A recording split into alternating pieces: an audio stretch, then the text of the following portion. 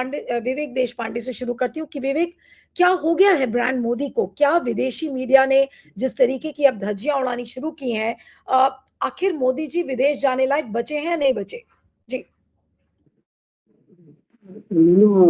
नया कुछ नहीं हुआ है। जो हो रहा था पिछले 12 साल से वही तो हुआ है। विदेश में जब मोदी जाते हैं तो वहां पर जो होता है वही हो रहा है। मतलब इतनी बार ये हुआ है कि वो विदेश जाने के बाद वहां पत्रकारों से मिलते नहीं है, उस बारे में चर्चा होती है। लेकिन मोदी जी है कि हर महीने में नए विदेश में जाते ही है, नए किसी देश में जाते ही है। मतलब इस बात से वो काफी एम्बेरस हो जाने चाहिए थे अभी तक। और कम से कम उनके विदेश दौरे जो है उसमें कुछ कमी भी आई होती कि मुझे विदेश जाने के बाद मीडिया से मैं बात नहीं कर पा रहा हूँ और उससे मेरा माहौल उड़ाया जाता है। तो मैं मतलब कभी 3-4 महीने में 4-5 महीने में एक आध कोई विदेश दौरा कर लूं, उतना ही ठीक है। लेकिन मोदी जी है कि उनको एम्बेरसमेंट उनको तो होता ही नहीं है, लेकिन उनका लेवल ऑफ कॉन्फिडेंस इतना सुप्रीम है कि इतनी चकल्लस वो दुनिया भर में हो जाने के बाद भी वो हर महीने में कहीं ना कहीं जाते ही हैं और बड़े-बड़े देशों में जाते हैं और वहाँ बड़े-बड़े प्रोग्राम्स करते हैं।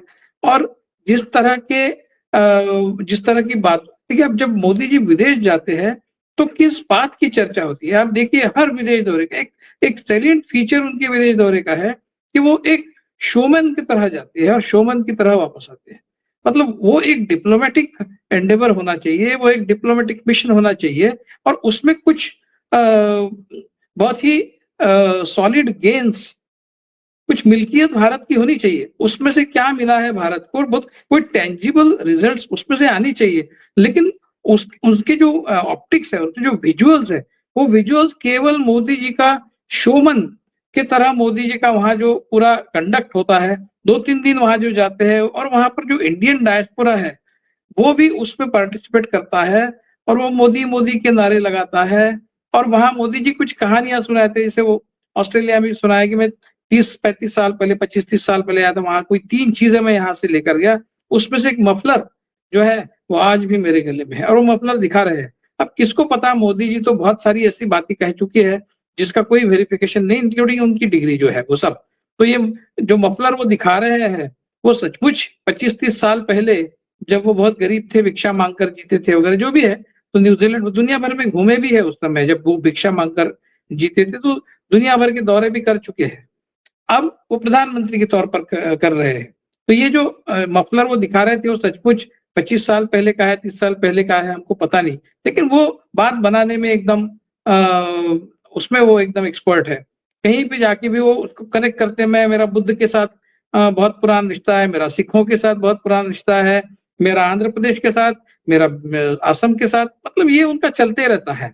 तो ये केवल एक पब्लिसिटी का एक कोई जरिया और ऑप्टिक्स का कोई एक माध्यम, इस तरह से नरेंद्र मोदी का विदेश दौरा जो है उसकी चर्चा होती है। उसमें से क्या प्राप्त हुआ है, टेंजिबल गेन्स क्या है, भारत के लिए क्या उसमें एडिशनल भारत के लिए मिला है, ये उसमें से कुछ बाहर नहीं है। मतलब पूरे 12 साल का उनके विदेश दौरे का अगर हम हिसाब लगाए तो दुनिया भर, मतलब भारत के जितने भी प्रधानमंत्री हुए सबने मिलाकर टोटल जितने देशों की यात्रा की होगी उतनी शायद अकेले मोदी जी ने की है। उसका कोई हिसाब नहीं, उसके ऊपर कोई स्टोरी नहीं करता है, कोई जर्नलिस्ट उसके बारे में लिखता नहीं है। और इतना करने के बावजूद भी भारत का जो पूरे दुनिया में जो आइसोलेशन है, आप देखिए यूनाइटेड नेशंस ने रिपोर्ट मांगी है भारत से कि भारत में मुसलमानों पर जो अत्याचार हो रहे हैं उसका रिपोर्ट हमको चाहिए। यूनाइटेड नेशन पहली बार दुनिया में इस तरह से यूनाइटेड नेशंस की तरफ से भारत में माइनॉरिटी पर अन्याय और अत्याचार के बारे में रिपोर्ट मांगा है। मतलब हम पाकिस्तान के लेवल पर हमको लाकर रख दिया है और ये होता है, हो रहा है। हम देखते हैं कि पूरे भारत में रोज कहीं ना कहीं मुसलमानों पर ज्यादती के वीडियोज आते हैं, स्टोरीज आती है और मतलब एक रूटीन हो गया, नॉर्मल सी चीज हो गई है। अब किसी को इसके बारे में सबके जो सेंटिमेंट्स है वो नम हो गए हैं। किसी को कुछ नहीं लगता, कहीं मस्जिद गिराई जाती है, किसी को लिंच कर दिया जाता है, किसी मुसलमान को ट्रेन में या इधर उधर पब्लिक स्पेस में मारा जाता है। ये सब चीजें इतनी नॉर्मल सी हो गई है और इसके बावजूद मुस्लिम कंट्रीज में अगर नरेंद्र मोदी जाते हैं, जिनका खुद का रिकॉर्ड जो है वो एक मुस्लिम हेटर के तौर पर है, गुजरात के मुख्यमंत्री होने के बाद जो जो कुछ भी गुजरात में हुआ, तो ये सारा जो है इसका मतलब उनकी इमेज पूरी दुनिया में, सारी दुनिया को पता है कि नरेंद्र मोदी क्या है। मतलब वो किसी भी तरह से कोई आउटस्टैंडिंग इंटरनेशनल लीडर है, ऐसा इस मुगालते में दुनिया के कोई लोग नहीं, इंक्लूडिंग मेलानी, वो भी नहीं है।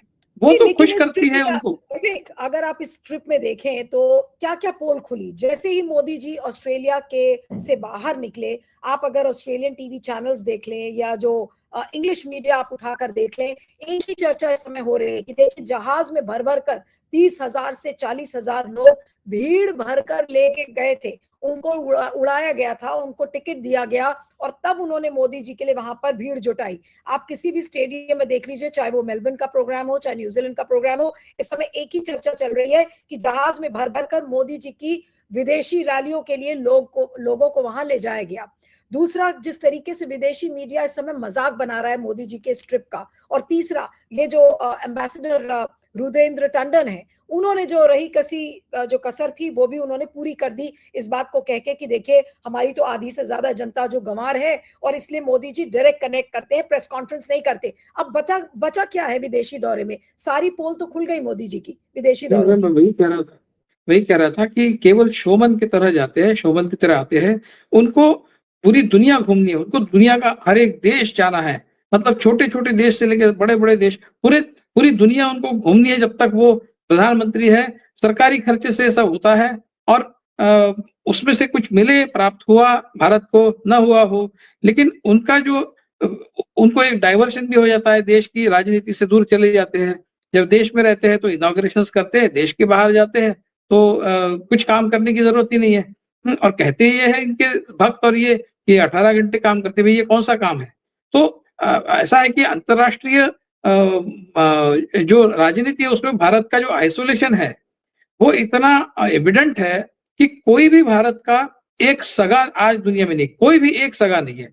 रशिया थोड़ा बहुत हमारे साथ है, उतना ही है, लेकिन वो उसके पीछे कारण कमर्शियल ज्यादा है और कोई आइडियोलॉजिकल या फिर किसी भी तरह से कोई हमारे बारे में कोई एक्स्ट्रा सिंपैथी रशिया को ऐसा नहीं है। हम उनसे आर्म्स खरीदते हैं बहुत सारे, हम उनसे तेल भी खरीदते हैं, अभी वो कम हो गया है, बंद हो गया है, बात अलग है। तो बाकी कोई इंटरेस्ट नहीं। और रशिया ऐसा देश नहीं है कि जिसके साथ दोस्ती का हम फक्र महसूस करें, क्योंकि वो ऐसा है एक वहां पे जो पुतिन जो है वो ऐसा एक डिक्टेटर है कि वो देश को जिस तरह से चला रहा है, हम बिल्कुल इस बात का अभिमान नहीं रख सकते कि हमारा रशिया के साथ में बहुत अच्छा संबंध है। कोई बहुत अच्छी पल्सेटिंग डेमोक्रेसी के साथ हमारे बहुत अच्छे संबंध हो तो बात कोई बने, लेकिन ये जो है तो बाकी दुनिया भर में किसी भी दूसरे देश के साथ में आप देख लीजिए, कहीं भी हमारा कोई किसी देश के साथ में कोई विशेष संबंध नहीं बचा है। हम पूरी तरह से आइसोलेट हो चुके हैं और यूनाइटेड नेशंस भी अभी हमको इस तरह के रिपोर्ट्स मांग रहा है कि आपके देश में माइनॉरिटीज पर जो अत्याचार हो। अब ऐसा है, विदेश में जब मोदी जी जाते हैं तो पूरी दुनिया का जो एक सिस्टम है, तरीका है कि कोई भी विदेशी हेड ऑफ स्टेट किसी देश में जाता है तो वहां की प्रेस से वार्ता करता है, करना वो जरूरी है। वहां पर वो मतलब पूरी दुनिया की एक संस्कृति है, राजनीतिक संस्कृति है। मोदी जी एक अकेले दुनिया के नेता है जो कहीं भी प्रेस से बात नहीं करते। ये बात जो है वो किसी को पचती नहीं है, पच नहीं सकती। और तो उनके ऊपर टीका टिप्पणी होना बहुत ही लाजमी है।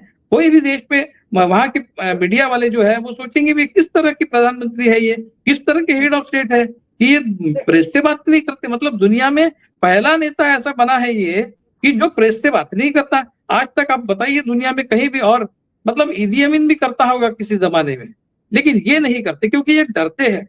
ये फंडामेंटली डरते हैं क्योंकि इनको पता है कि इनको पूछे जाने वाले जो 10 सवाल है उसमें से 9 सवाल ऐसे होंगे जिनके उत्तर ये दे नहीं पाएंगे। इनको बहुत मुश्किल होगी उत्तर देने में, इनको पता है। इसलिए डर के ये भागते हैं मीडिया से, और ये जो डर है यही उसका कारण है। और फिर उनके लिए बस एक ही बात है कि इंडियन डायस्पोरा जो भी वहां से स्पॉन्सर करके यहाँ से लेके जाते हैं, वही लोग कहीं हंगेरी भी देखेंगे, वही लोग ऑस्ट्रेलिया में देखेंगे। मतलब ये भी हुआ है सिद्ध कि वही एक महिला जो रो रही थी किसी एक देश में, वही महिला किसी दूसरे देश में जाके रो रही है मोदी मोदी करके। तो ये पूरी स्पॉन्सर्ड एक स्कीम है, ये भी लोगों को समझ में आ गया। तो क्या मतलब क्या हो गया है? चकल्लस, पूरा देश चकल्लस के रूप में सामने आया है। 1+1 क्या, 11 क्या कहते हैं, 2 क्या कहते हैं, 2+6 8 क्या कहते हैं, ये क्या है? A+B होल स्क्वायर वगैरह, ये सब जो बकवास है, बोगस, मतलब ये आंकड़ों का खेल करने की जरूरत क्या है? आप कुछ कॉन्क्रीट बात कीजिए। नेहरू जी जाते थे, आप देखिए किस तरह से उनका वेलकम होता था। नहीं, लेकिन वॉशिंगटन के प्रेस क्लब हाँ, वॉशिंगटन विवेक के आओ प्रेस कि क्लब आपके में पास 500 पत्रकार आए थे, 500 जी, पत्रकार।